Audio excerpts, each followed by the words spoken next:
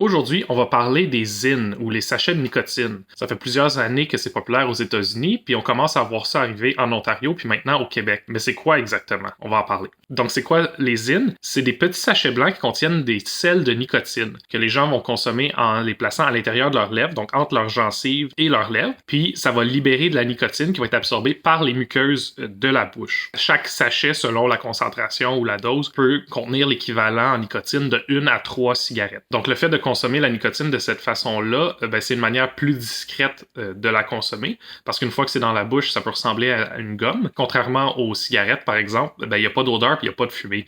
Donc c'est pour ça que plusieurs jeunes là, sont attirés là, par cette façon de consommer. Là. À court terme, les effets secondaires possibles, ça peut être la nausée ou l'anxiété, parce que dans un sachet, selon la concentration, on peut retrouver l'équivalent de 1 à 3 cigarettes. Il y a aussi des risques pour la santé buccale, soit l'irritation, les brûlures à l'intérieur, à l'endroit où les personnes vont placer le sachet. Puis la nicotine, comme on sait, tout comme dans les cigarettes, c'est une substance qui est très addictive, donc il y a le potentiel là, de développer une dépendance, même si c'est consommé sous forme de sachet. Donc, si tu consommes la nicotine, peu importe la forme, ou même d'autres substances, ou tu as simplement des questions, tu peux venir nous écrire là, sur le chat au tbanet.ca, puis on va se faire un plaisir de te répondre.